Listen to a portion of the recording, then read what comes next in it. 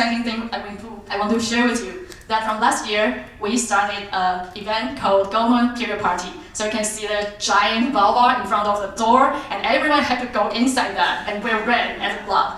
And then we attract almost 9,000 people in 3 days this year for the second time for the event. So that's like,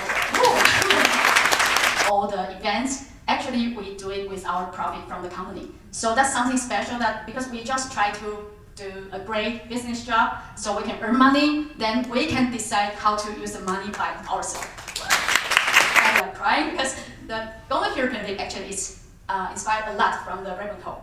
And we just try to make it bigger and feel like even crazier in Taiwan. So I also really want to invite everyone to go to Taiwan and go for Goma Period Party and let's party together.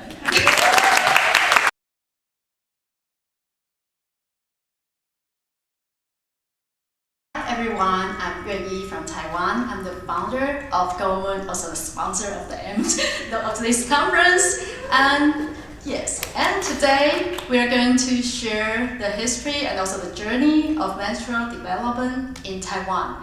It's from a taboo topic to become pretty exciting part of everyday life.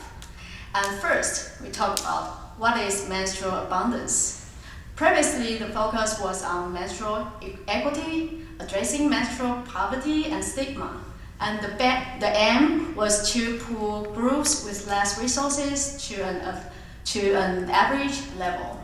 However, we aspire to do more. We want to lead the society to celebrate with the menstruation, so it's also with sufficient knowledge and more freedom in menstrual life, and also the right to choose menstrual product that align with one's lifestyle, not for the product. And then I'm going to discuss this with 3 different perspectives, from policy and business and culture. From a policy standpoint, Taiwan has been quite progressive in some fields. Some of you may know that Taiwan was the 3rd country globally to legally protect menstruators' right to menstrual leave. Quite good. And integrating menstrual leave into gender equality employment law as early as 2002. And then, in 2009, the Department of Health removed the warning label on tampons that had been in place since 1991. So before that, we had to put something like a married woman should be carefully when they're using it, or you should use a tampon with the doctor's instructions.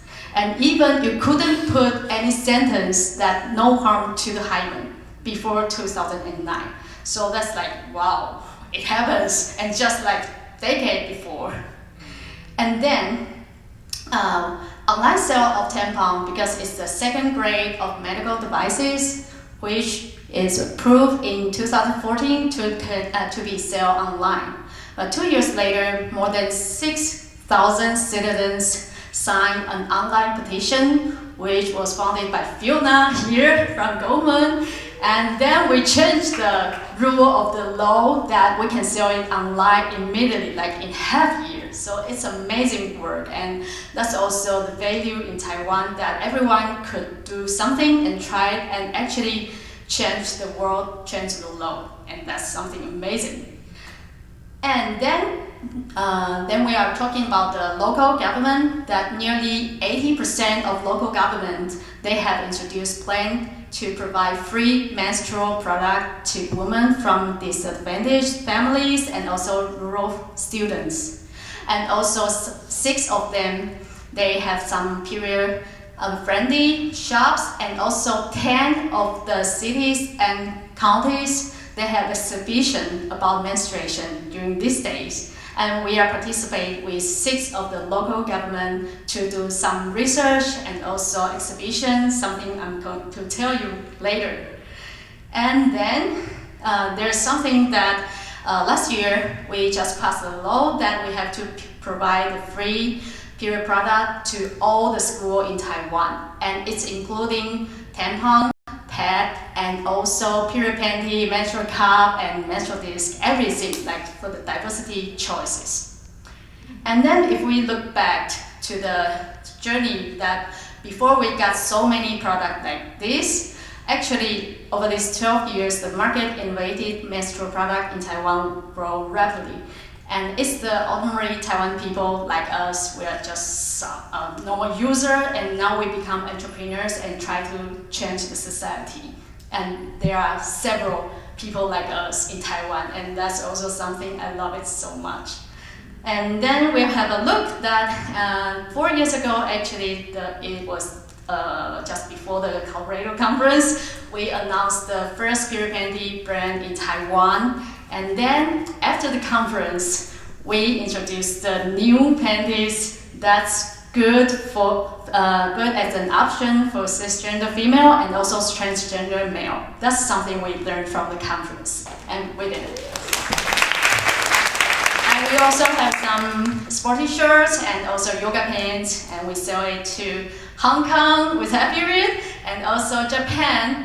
And actually, we already sell like 300,000 pieces in 4.5 years. It's also amazing, and it changed a lot of people's daily life. Okay, then let's talk about the culture part.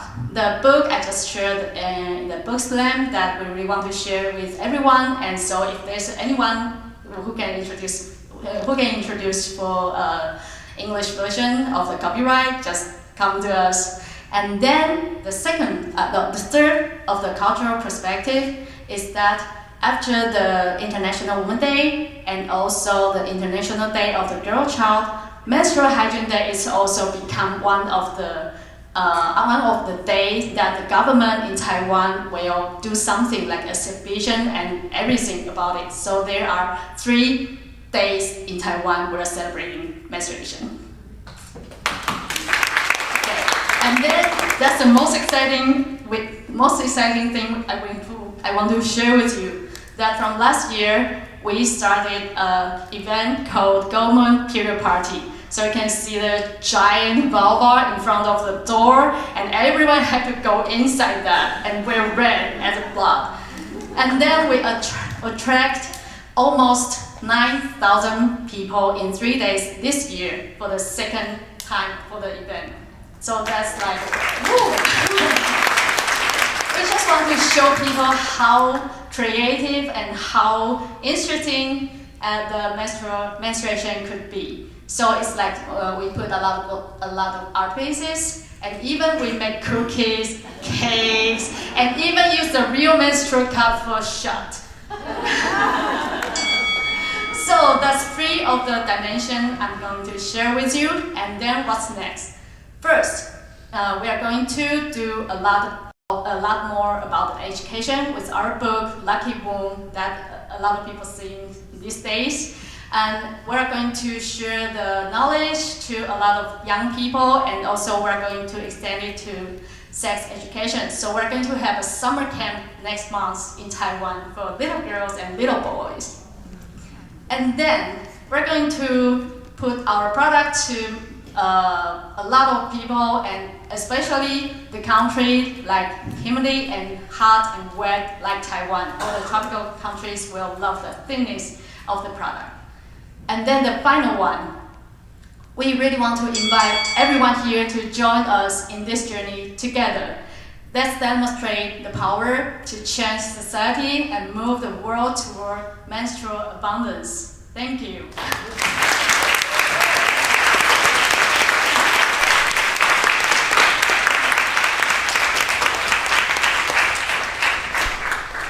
That is amazing. I'm kind of speechless, I have to say. Your energy and everything you're doing is incredible.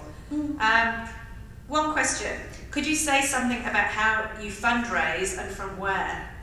Oh, actually, you mean if it means that all the events, actually we do it with our profit from the company. So that's something special, that because we just try to do a great business job so we can earn money, then we can decide how to use the money by ourselves. And doing something really crazy, which we learned a lot from the conference. And actually, I feel like crying because Goma period painting actually is inspired a lot from the ribbon hole, and we just try to make it bigger and feel like even crazier in Taiwan. So I also really want to invite everyone go to Taiwan and go for GoMoond period party, and let's party together.